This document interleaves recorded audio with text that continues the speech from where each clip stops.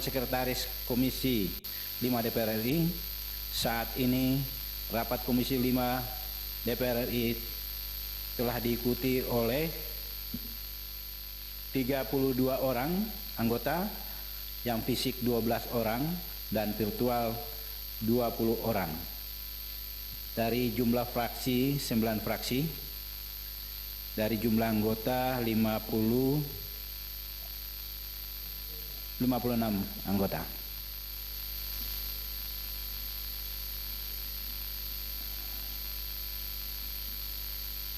Dan terdiri dari semua unsur fraksi ya. Maka rapat ini telah dinyatakan quorum. Oleh karena itu, sebagaimana ketentuan yang diatur dalam pasal 281 Peraturan DPR RI tentang tata tertib, izinkanlah kami membuka rapat dengar pendapat pada hari ini, dan sesuai ketentuan pasal 276 ayat 1, rapat dengar pendapat Komisi 5 DPR RI pada hari ini dibuka dan dinyatakan terbuka untuk umum.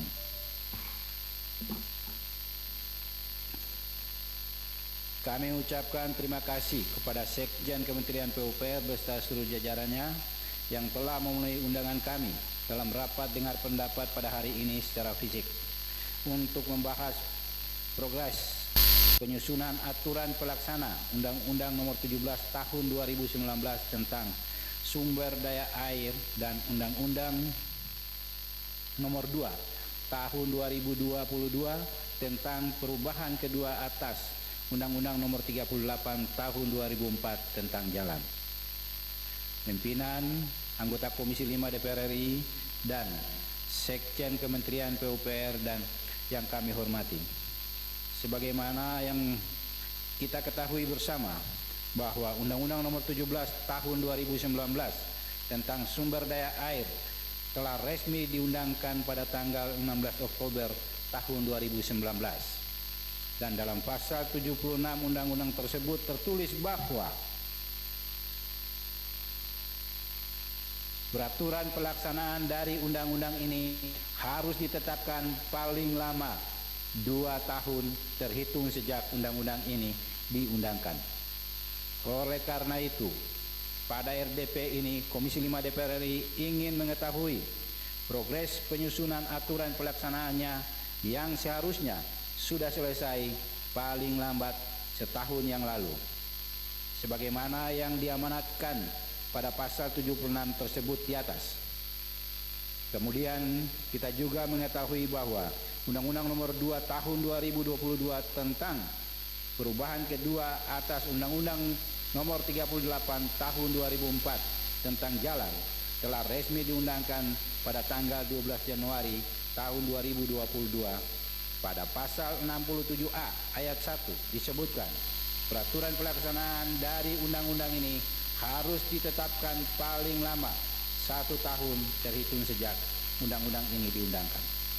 Oleh karena itu, kami juga ingin mendengar sejauh mana perkembangan penyusunan aturan pelaksanaan Undang-Undang Nomor 2 Tahun 2022 tentang Jalan tersebut.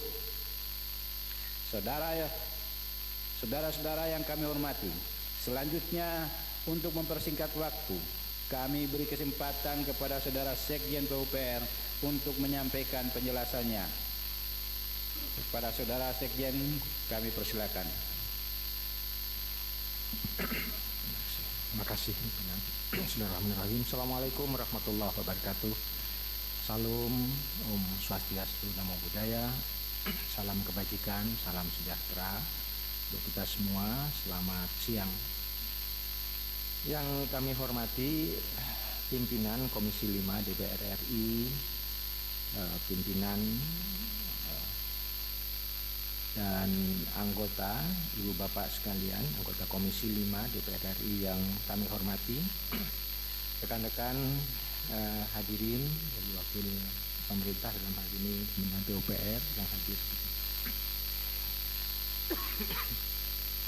Yang kami hormati Bapak Pimpinan, perkenankanlah pada mengawali laporan kami ingin memperkenalkan pada kesempatan kali ini sesuai dengan rencana acara, yaitu membahas progres penyusunan aturan pelaksanaan Undang-Undang 17 tahun 2019 tentang sumber daya air dan Undang-Undang Nomor 2 tahun 2022 tentang perubahan kedua atas Undang-Undang Nomor 38 tahun 2004 tentang jalan, maka kami mohon izin untuk bersama-sama kami pada kesempatan yang baik ini adalah pejabat yang bertanggung jawab untuk menjalankan proses penyusunan ini.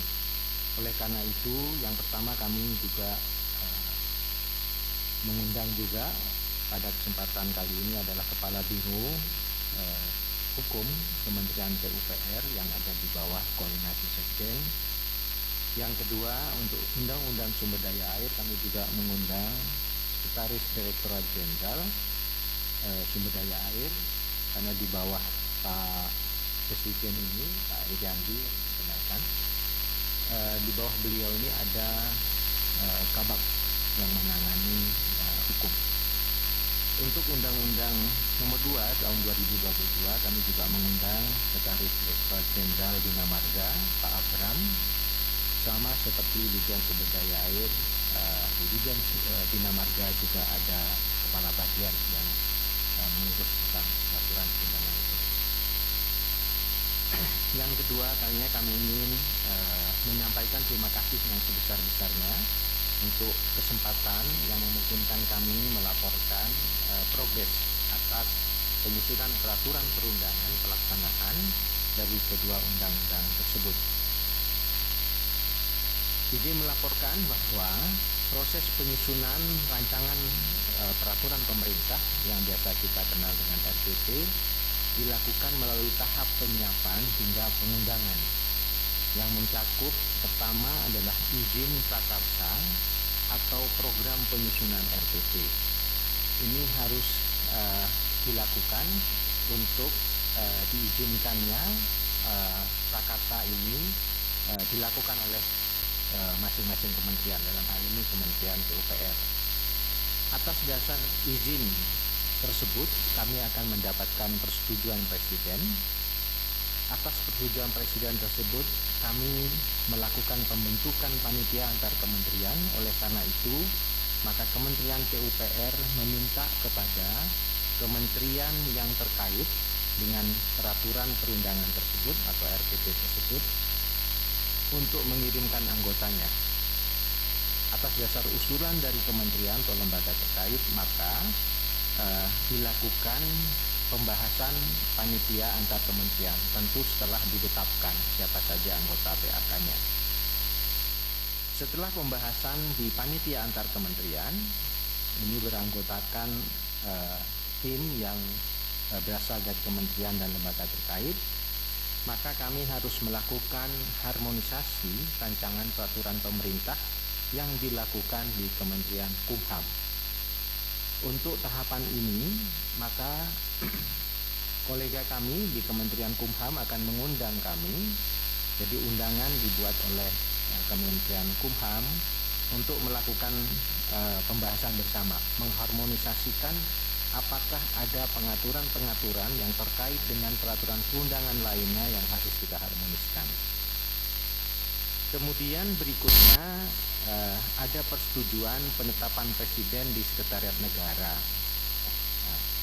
Ini tentu kami, mitra kerja utama kami adalah rekan-rekan kami di Sekretariat Negara. Pada tahapan ini kadang-kadang juga masih ada rekonfirmasi sehingga ada kegiatan-kegiatan seperti harmonisasi. Terakhir baru pengundangan atas RPP juga dilakukan di Sekretariat Negara. Ibu Bapak yang kami hormati, para pimpinan Komisi 5 dan para anggota yang terhormat dan kami hormati, bahwa berdasarkan amanat Undang-Undang Nomor 17 Tahun 2019 tentang Sumber Daya Air, Kementerian PUPR telah menyiapkan rancangan peraturan pemerintah, yaitu yang pertama adalah RPP Pengelolaan Sumber Daya Air (PSDA) yang merupakan amanat pasal 8 ayat 7, 20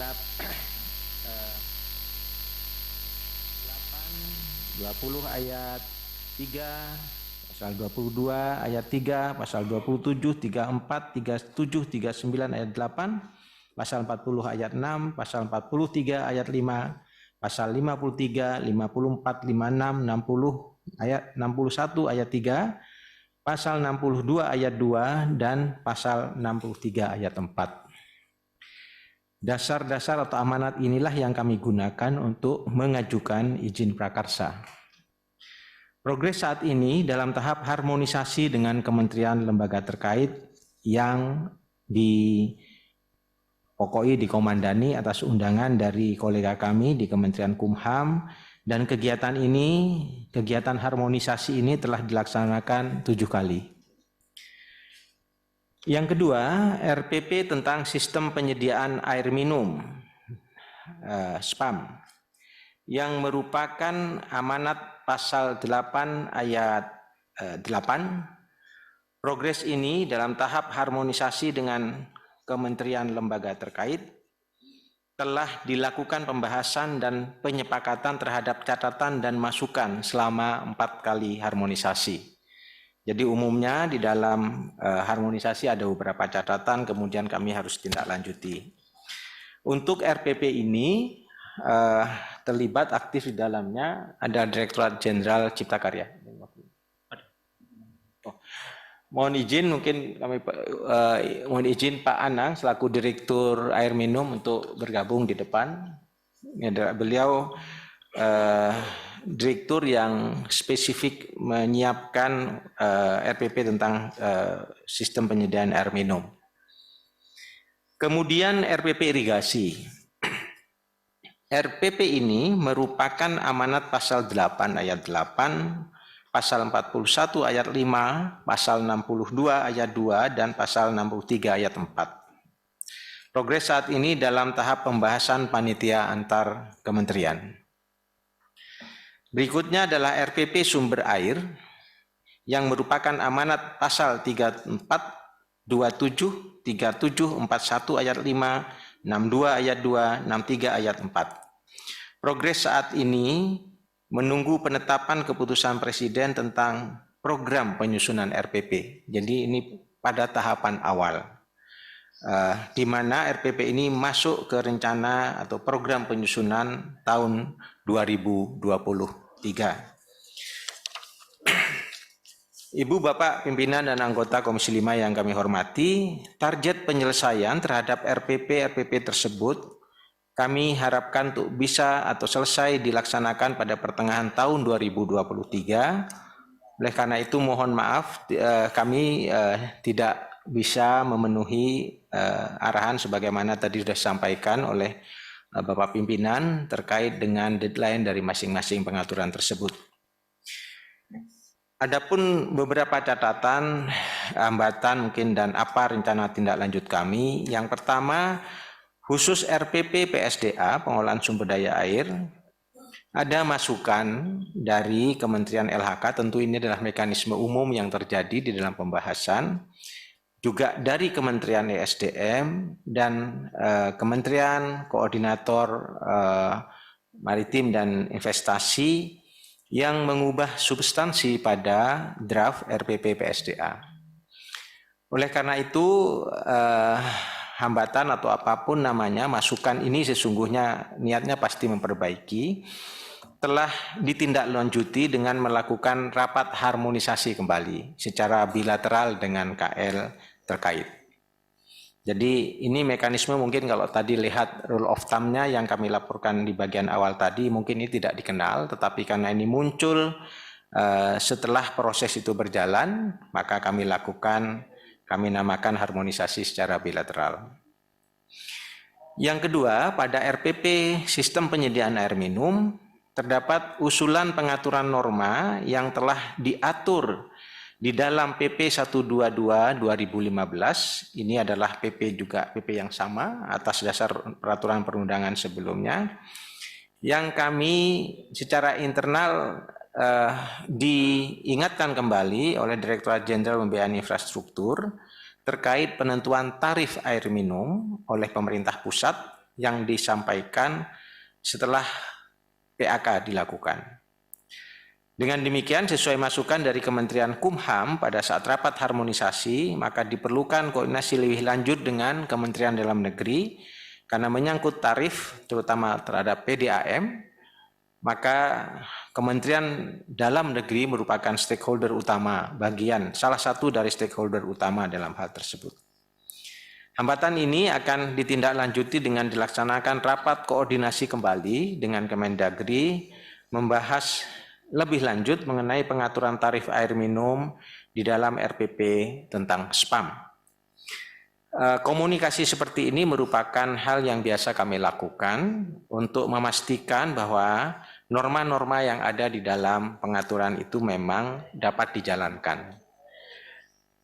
Ibu, Bapak, pimpinan dan anggota Komisi 5 DPR RI yang terhormat dan kami hormati, izin melanjutkan untuk Undang-Undang Nomor 2 Tahun 2022 tentang perubahan kedua atas Undang-Undang Nomor 38 Tahun 2004 tentang jalan, Kementerian PUPR juga telah menyiapkan RPP.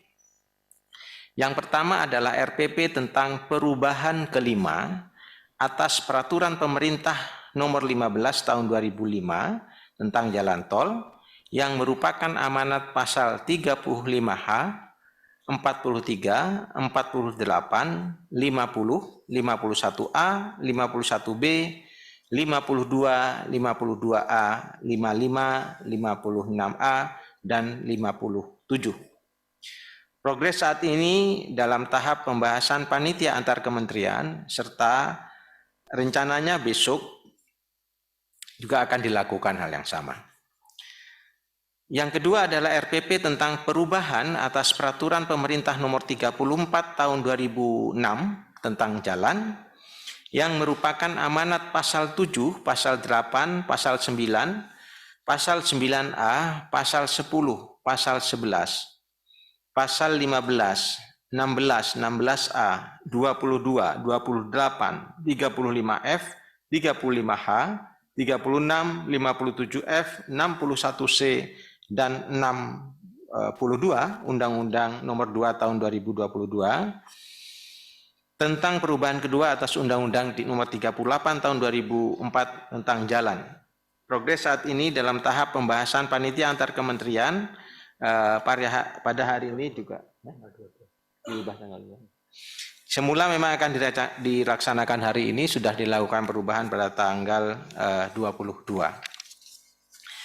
Ibu, Bapak, pimpinan dan anggota Komisi 5 yang kami hormati, demikian laporan dari status penyiapan RPP atas dua undang-undang yang telah dilakukan pembahasannya di Komisi 5. Kurang dan lebihnya kami mohon maaf, mohon perkenan arahan dan tambahan hal-hal yang harus kami lakukan ke depan untuk lakukan percepatan penyiapannya. Terima kasih. Assalamualaikum warahmatullahi wabarakatuh. Selamat siang.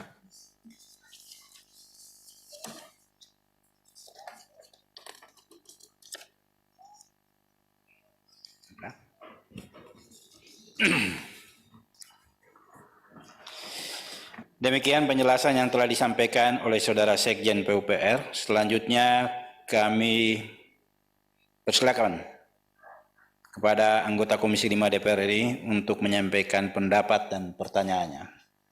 Ya. Pak Tamanuri yang pertama, silakan.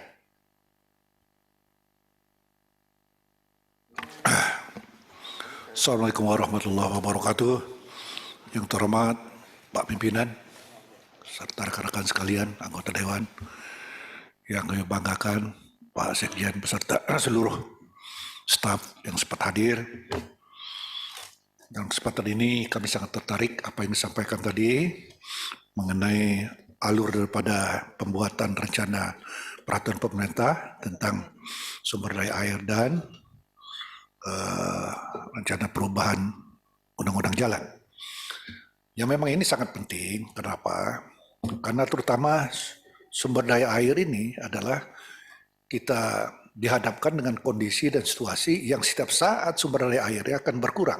Nah, oleh karena itu kita dari sekarang ini harus wanti-wanti dengan peraturan yang ada bahwa akan menata kelola kegunaan sumber daya air itu sehingga nanti tidak pernah kita mengalami satu kekalutan. Saya yakin dan percaya bahwa ini bisa dilaksanakan sedemikian rupa karena sekian banyak alur yang sudah kita lakukan. Mudah-mudahan pada gilirannya nanti bisa ditemukan satu peraturan perundang-undangan yang cukup mapan. Demikian juga masalah rencana undang-undang jalan.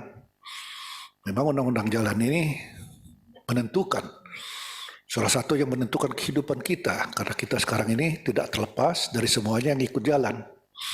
Baik itu jalan tol, jalan negara, jalan provinsi, jalan kabupaten, jalan desa, dan jalan segala macamnya. Jadi ini memerlukan satu peraturan yang ketat supaya mengurangi tingkat daripada kecelakaan dan juga tentunya diiringi dengan prinsip-prinsip yang mendasar untuk dituangkan dalam setiap pasal yang akan dibuat. Lebih lanjut daripada itu, Pak Sekjen, saya ada titipan yang harus saya sampaikan. Karena sudah 4 tahun adanya musibah di Palu, sampai sekarang ini belum ada tindak lanjut mengenai infrastruktur yang ada di situ.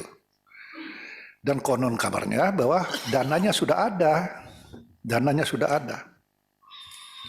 Yang kita tanyakan, kenapa belum jalan ada infrastruktur yang dananya sudah ada dari dana GICK sebut tidak dilaksanakan.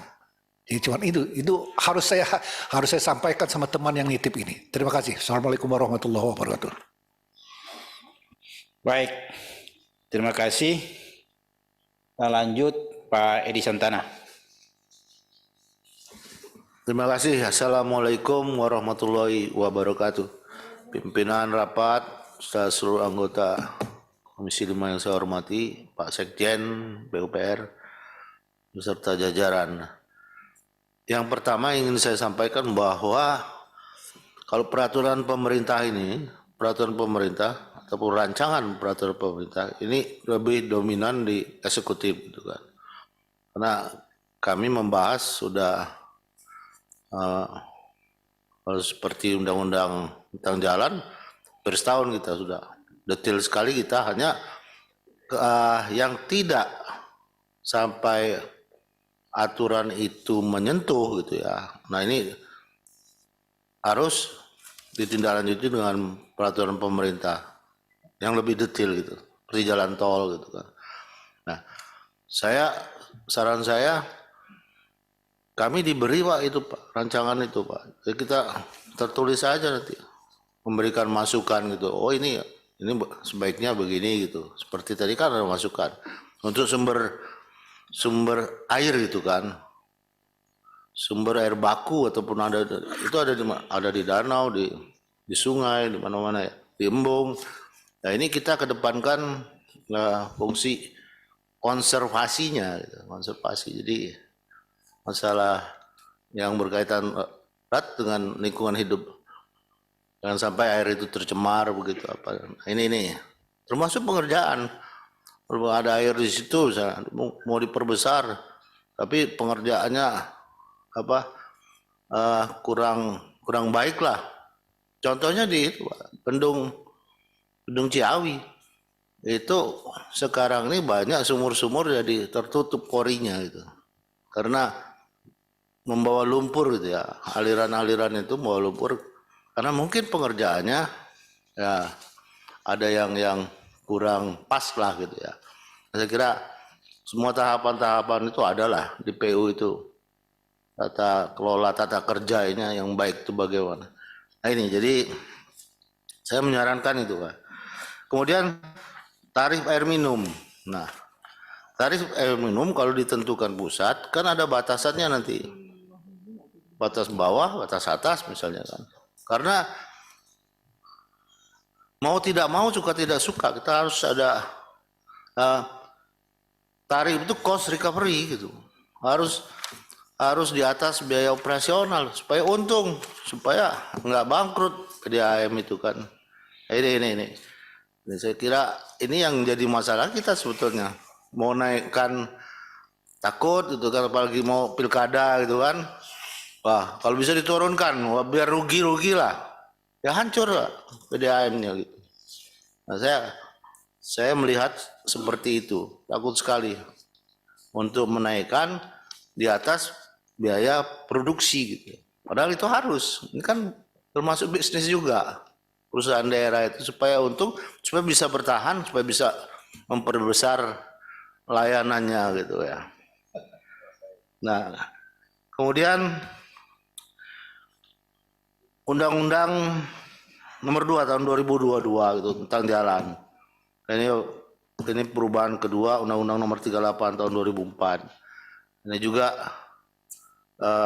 yang waktu itu kami bahas itu, yang kita bahas dulu detail tuh. Nah, jalan tol ini masih belum detail gitu kan. Termasuk tarifnya bagaimana, termasuk jangka waktunya gitu. Jangka waktu pengelolaannya gitu. Konsesinya gitu. Apakah 20 tahun, 25 tahun, 30 tahun itu masih belum clear gitu. Nah, waktu itu ada informasi juga, Pak. Informasi dari Pak Menteri bahwa akan keluar impres jalan gitu. Nah, kami belum tahu ini ya. Bagaimana ini implementasinya, tindak lanjutnya gitu. Apakah memang itu sudah selesai atau tetap menunggu peraturan pemerintah ini supaya undang-undang tentang jalan itu berjalan gitu, bisa berjalan dengan baik. Nah, kalau terobosan kami sih setuju-setuju saja, ada impres jalan ya bagus gitu kan. Jadi daerah juga menunggu itu, Pak. Ya, sudah mulai mengusulkan. Tentu tidak semua yang bisa kita tangani gitu. Kita melihat anggaran, seberapa anggaran yang kita mampu gitu. Mungkin jalan-jalan prioritas lah itu. Dari exit tol itu prioritas. Saya kira ini, Pak, sekali lagi kesimpulannya, mohon kami diberikan, Pak, detailnya. Jadi kita bisa, lihat ini. Karena seperti saya yang dulu nggak mengikuti, Pak, undang-undang tentang SDA. Jadi kalau ada ininya, ada rancangannya, saya bisa memberikan masukan secara tertulis saja. Terima kasih. Assalamualaikum warahmatullahi wabarakatuh. Lanjut Pak Edi Santana. Pak Bakri? Oh, pulang. Pak Hamka ada? Pak Hamka? Ya. Nanti Pak Dewo yang kasih terakhir. Bismillahirrahmanirrahim. Assalamualaikum warahmatullahi wabarakatuh. Pimpinan dan seluruh anggota yang saya hormati, Pak Sekjen dan seluruh jajaran. Yang pertama terkait Undang-Undang Sumber Daya Air. Tadi sudah dipaparkan oleh Pak Sekjen dan kita sudah pahami semua bahwa Undang-Undang Nomor 17 tahun 2019 saat sekarang ini sudah terjadi keterlambatan pembuatan peraturan turunannya. Sudah 3 tahun, Pak Sekjen. Apa konsekuensi daripada keterlambatan itu? Pertanyaannya adalah, aturan mana yang dipakai dalam pengelolaan SDA sekarang ini? Karena belum ada turunannya yang mana yang harus diikuti. Nah, oleh karena itu, terhadap apa yang dikembangkan, apa yang dikerjakan oleh PUPR terkait pembiayaan, legitimasi pembiayaan, terutama pembangunan sungai lintas wilayah, itu yang menjadi problem. Dasar hukum mana yang akan dipegang dan dijadikan dasar Kementerian PU untuk melakukan itu? Betul, Pak. Sehingga Pak Sekjen, saya mengingatkan bahwa akibat keterlambatan ini, boleh saya katakan mungkin kekosongan hukum. Karena yang dipakai yang mana? Belum ada turunannya. Tarifnya misalnya berapa? Belum. Pertanyaan yang besar buat masyarakat, di dalam menjabarkan undang-undang ini kita berdasarkan apa? Peraturan apa? Satupun peraturan belum ada. Ini yang menjadi catatan Pak Dirjen, karena sudah 3 tahun. Perlu kita push sedikit agar supaya semua apa yang Bapak-Bapak lakukan terkait pembangunan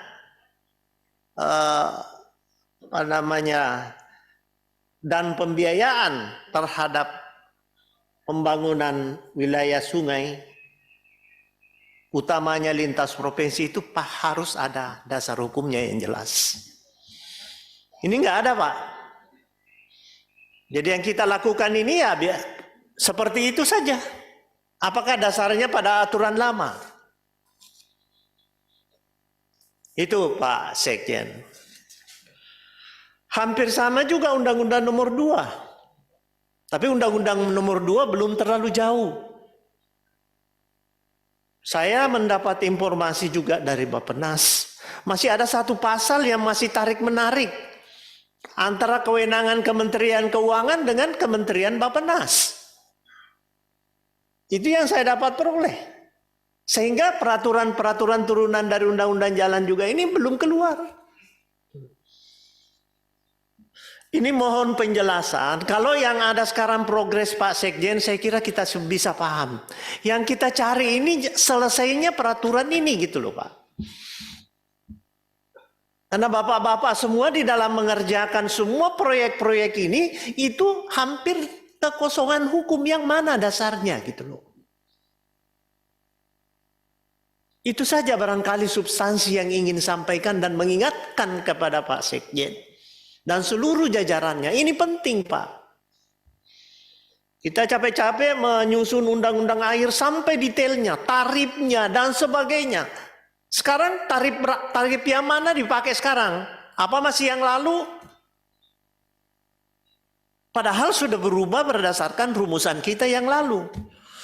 Setengah mati kita kan merumuskan di hotel kemarin itu Pak, tarifnya sini bla bla bla. Dasarnya sekarang dilakukan ini yang mana? Pasti tarif lama. Saya kira itu saja. Apa yang Pak Sekjen sampaikan itu progres-progres yang ada sekarang dan belum ada fix sama sekali. Satu pun. Nah oleh karena itu saya mendorong, ayo kita pikirkan dengan baik. Ayo progresnya seperti apa Pak? Saya melihat di atas ini belum ada sesuatu titik terang. Apakah bulan depan selesai atau tahun depan, saya belum lihat. Saya kira pimpinan ini yang bisa saya sampaikan, karena kedua undang-undang ini saya semua terlibat di dalamnya langsung. Dan kita semua yang ada di sini. Oleh karena itu saya sangat bermohon untuk bisa secepatnya mencari solusi. Demikian, terima kasih pimpinan. Assalamualaikum warahmatullahi wabarakatuh. Waalaikumsalam. Baik, selanjutnya Pak Wilam Mandik. Jangan panjang-panjang Pak Wilam. Baik Pak Ketua, Bapak Ibu anggota Komisi 5, Pak Sekjen serta seluruh jajarannya. Setelah membaca dan mencermati materi yang disampaikan Pak Sekjen PUPera, kami hanya diperlihatkan terkait kronologis penyusunan peraturan turunan dari Undang-Undang Sumber Daya Air dan Undang-Undang Jalan. Dan yang kami butuhkan sebenarnya adalah apa saja substansi pokok yang diatur dalam aturan turunan tersebut, supaya pengawasan kami terhadap undang-undang tersebut dapat berjalan maksimal. Misalnya, sekarang terkait pembangunan irigasi, para kepala balai masing-masing daerah menggunakan aturan-turunan dari sumber daya air yang lama. Padahal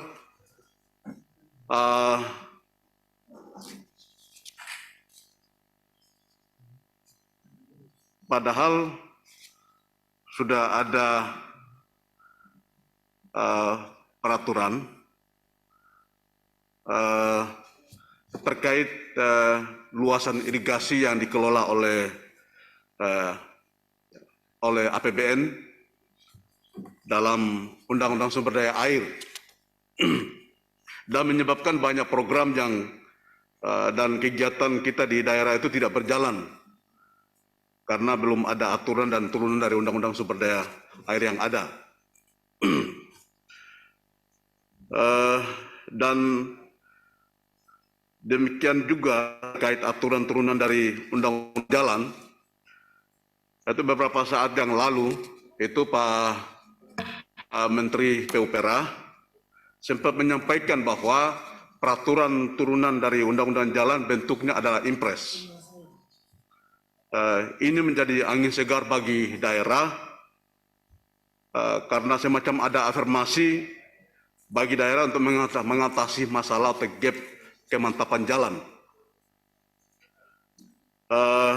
Oleh karena itu pada rapat ini Pak Sekjen kami perlu mendapatkan penjelasan terkait apa saja isi dari impres tersebut dan bagaimana mekanisme dukungan anggaran dari pusat atau APBN dalam pembangunan jalan daerah, supaya kami bisa menyampaikan hal tersebut kepada penyelenggara di daerah di dapil kami masing-masing. Oleh karena itu, saran dan usul kami pada kesempatan ini terkait impres ini agar ada keseragaman alat ukur terhadap kinerja transportasi jalan, supaya di setiap daerah dana itu digunakan dengan baik dan benar, jangan sampai dibiarkan dan diberikan uang begitu saja, tapi tidak ada alat ukur. Misalnya dalam impres tersebut harus diukur indikatornya terkait keselamatan jalan, terus kondisi perkerasan jalan, indeks waktu tempuh, dan kemacetan, dan lain-lain. Hal ini penting supaya isi impres ini tidak hanya fokus pada pembangunan fisik jalan, tetapi bagaimana agar jalan memberikan rasa aman, selamat, dan bagi pengguna jalan. Sekian, terima kasih. Baik. Pak Dewo mana?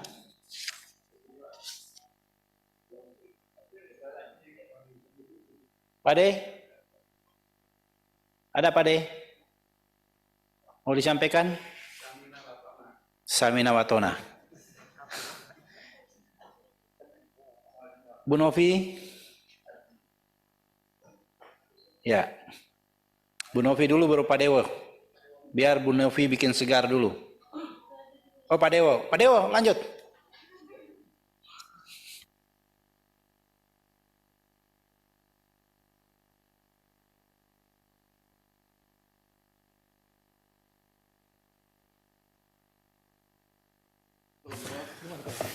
Terima kasih pimpinan.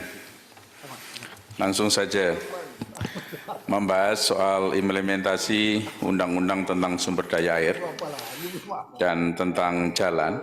Sesungguhnya sudah dinanti oleh banyak orang, banyak stakeholder yang terkait dengan ini itu menanti implementasi undang-undang ini. Tapi sungguh disayangkan sampai dengan sekarang ini implementasinya belum terrealisir atau bisa dibilang belum jelas. Dari kami, anggota Komisi 5, bisa berbeda cara pandangnya dengan masyarakat secara umum. Kalau dari kami, Komisi 5, sangat tahu sudah sejauh mana persiapan untuk mengimplementasikan dua undang-undang ini. Terlebih setelah mendapatkan penjelasan dari Sekjen Kementerian PUPR bahwa tahapan-tahapan yang sudah dilakukan dan kapan targetnya kami sudah tahu, tapi yang ada di luar sana itu tidak tahu sama sekali. Ya. Namun demikian, saya yang sangat bertanggung jawab untuk terlaksananya dua undang-undang ini, itu sangat menyayangkan. Mengapa persiapan dan hal-hal yang perlu diambil oleh Kementerian PUPR itu menjadi terlambat semacam ini, seperti ini. Ya, isu penting dalam undang-undang tentang sumber daya air itu ada 4 isu, yaitu tentang pengelolaan sumber daya air, supaya tidak ada monopoli dalam pengelolaan sumber daya air. Pelaksanaannya sampai sekarang ini itu ada monopoli, tidak ada keadilan. Padahal ini sumber daya air merupakan berkah, barokah, dan anugerah yang diberikan oleh Tuhan Maha Kuasa kepada Indonesia. Kepada Indonesia, bukan kepada orang per orang yang sekarang ini mengelola. Artinya bahwa air ini betul-betul harus memberikan hajat hidup orang banyak. Masyarakat secara luas harus bisa menikmati. Soal siapa yang mengelola memang diberikan kepada pihak yang mempunyai kapasitas. Tetapi siapa yang memanfaatkan air itu adalah rakyat Indonesia. Tapi rakyat Indonesia sungguh tidak bisa menikmati. Ya, tanpa ada rasa keadilan itu yang terjadi. Harganya sangat mahal, seolah-olah air di bumi Indonesia ini sesuatu yang langka, sesuatu yang sulit untuk didapatkan. Sehingga dia harus mengeluarkan uang yang begitu besar untuk memanfaatkan. Itulah salah satu inspirasi dari anggota DPR RI untuk mengakhiri hal ini. Ya, untuk mengakhiri hal ini. Memang undang-undang ini lahir, inisiasinya dari DPR RI. Bukan dari pemerintah. Tapi kalau pemerintah sudah bersama-sama dengan DPR RI melakukan pembahasan dan menyepakati sampai pengesahan penetapan, mestinya pemerintah harus ikut bertanggung jawab secara moral dan secara konstitusional. Tetapi mengapa undang-undang ini sudah ditetapkan sejak akhir 2019, 4 isu ini belum ada satupun yang terlaksana. Bahkan satu saja di antara 4 belum terlaksana sama sekali. Ya. Kalau kita lihat flowchart-nya penyusunan RPP, isu tentang pengelolaan sumber daya air, itu dimulai dari 13 Februari 2020. Sampai sekarang hampir 3 tahun. Masa iya penyusunan peraturan pemerintah 3 tahun aja belum selesai? Dan di akhir sampai 6-7 Desember 2022 hanya harmonisasi Kemudian isu tentang sistem penyediaan air minum dimulai dari 25 November. Mengapa baru dimulai di 25 November? 1 tahun setelah penetapan undang-undang itu, pengesahan undang-undang, baru dimulai menyusun peraturan pemerintahnya dan sampai sekarang pun belum berakhir.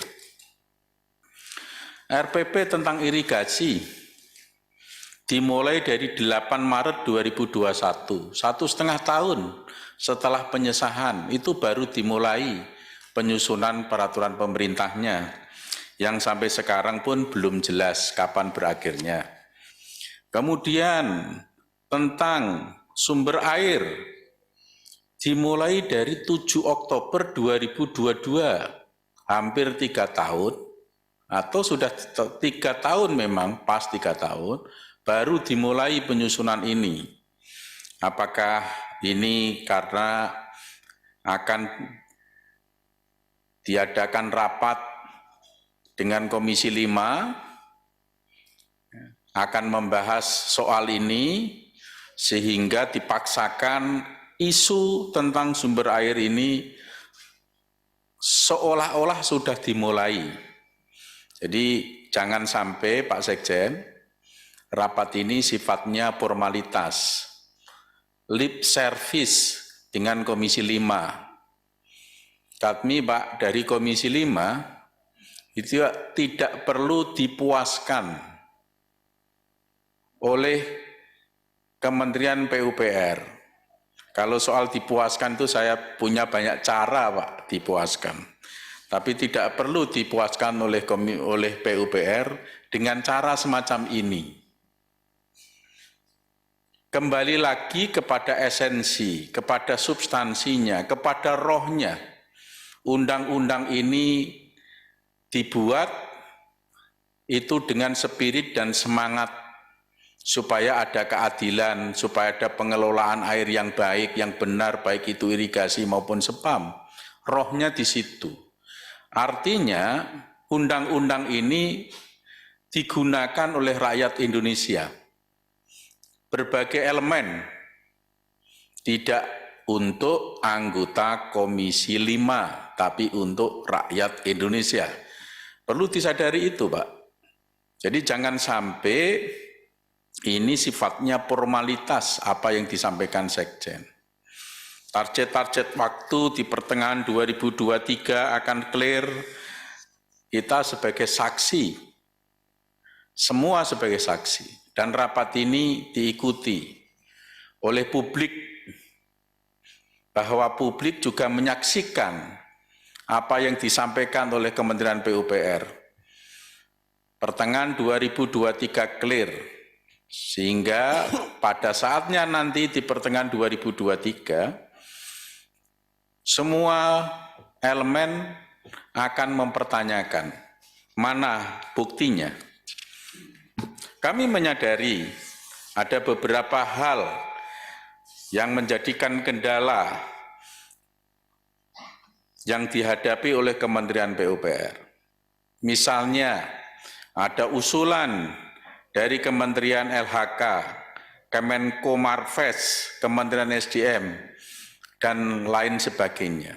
Tapi usulan-usulan itu jangan sampai keluar dari koridor undang-undang.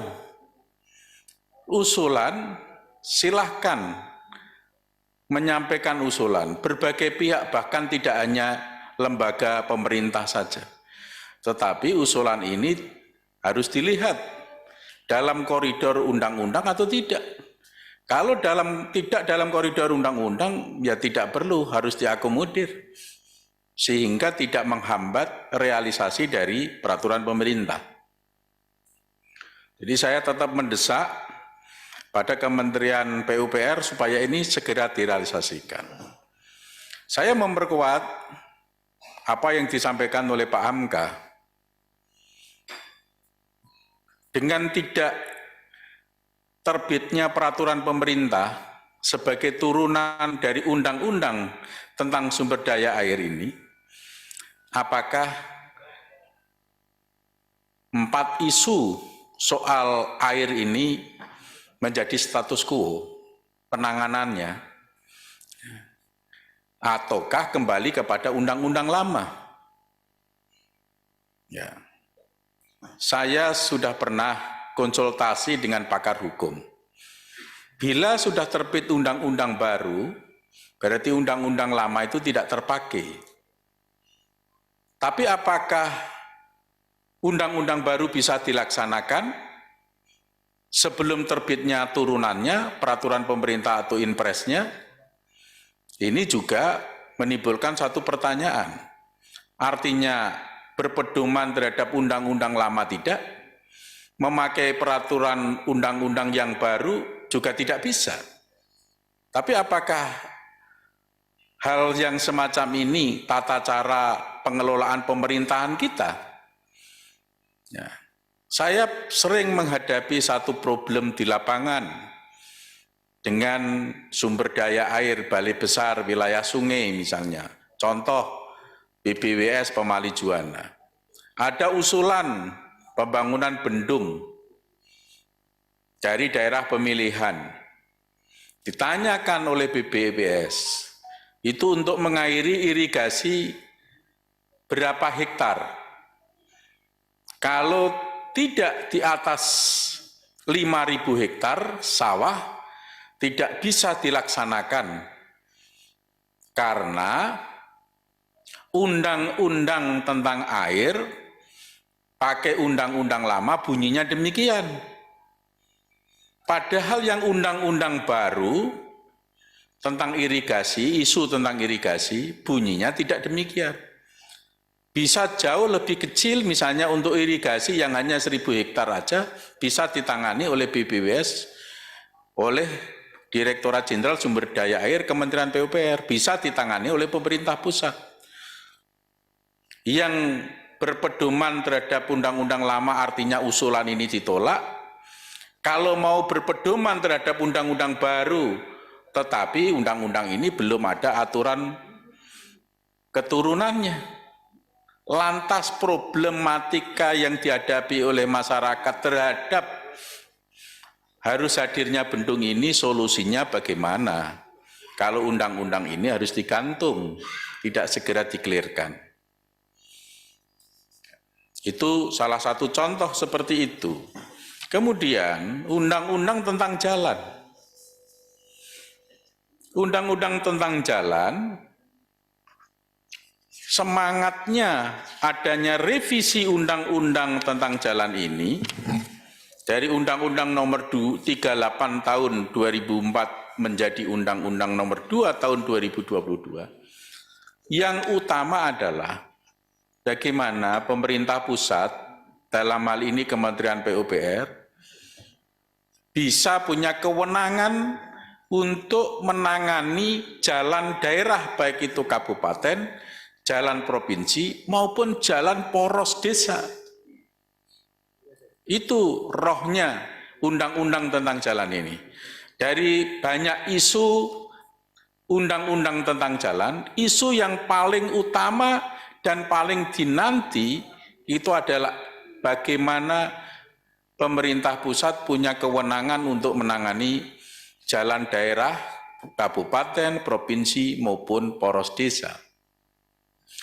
Kalau implementasinya harus berdasarkan pada peraturan pemerintah, kami sangat pesimis dengan kerja atau penyajian semacam ini. Mungkin sampai akhir periode kita yang menyusun undang-undang ini belum sampai bisa menyaksikan pelaksanaan daripada undang-undang ini. Tapi oleh Dirjen Bina Marga menyampaikan informasi kepada kami bahwa itu akan dibuat inpres supaya lebih cepat. Sejauh mana inpres itu? Informasi dari Bina Marga ada kendala di Bappenas dan Kementerian Keuangan. Ini informasi informal, Pak. Mohon maaf, ini informasi informal. Apa itu ngobrol-ngobrol kami dengan Bina Marga? Saya kira tidak aja saya sendiri, mungkin ada kawan yang lain pun dengar dengan apa yang disampaikan Dirjen Bina Marga. Ada kendala bahwa Bappenas dan Kementerian Keuangan tidak setuju dengan pasal yang terkait dengan isu yang saya sampaikan tadi. Kalau dia tidak setuju, kan tidak masuk akal. Pada saat pembahasan undang-undang kan semua instansi yang terkait kita libatkan, kita ikutkan. Rapat di sini ikut membahas, Bappenas hadir, Kementerian Keuangan hadir. Tetapi mengapa sekarang pada saat pelaksanaan, tahapan penyusunan impres dia mempersoalkan, kan tidak logis. Saya minta bagaimana solusinya dengan kendala ini. Ya. Saran saya kepada Kementerian PUPR, diabaikan saja itu kendala itu. Karena dia pun ikut membahas kok. Jadi harus sportif, harus konsisten. Bagaimana cara mengabaikan? Ya langsung saja ke Sekretariat Negara. Ini undang-undangnya demikian. Notulen rapat ketika pembahasan undang-undang ada semua. Dia hadir, Bappenas hadir, Kementerian Keuangan hadir. Jadi begitu, jadi impres jangan terhalang oleh selera sesaat. Pada saat pembahasan undang-undang mereka setuju. Setuju itu kan mesti dengan berbagai dasar pertimbangan. Tapi sekarang berubah, itu kan selera subjektif. Gitu. Situasional, kondisional kan nggak bisa menjalankan pemerintah dengan cara seperti itu. Jadi pimpinan, itu saja yang saya sampaikan. Mudah-mudahan mendapatkan perhatian dari Kementerian PUPR. Pelaksanaan dua undang-undang ini sangat dinanti oleh publik karena untuk kesejahteraan seluruh rakyat. Terima kasih. Terima kasih.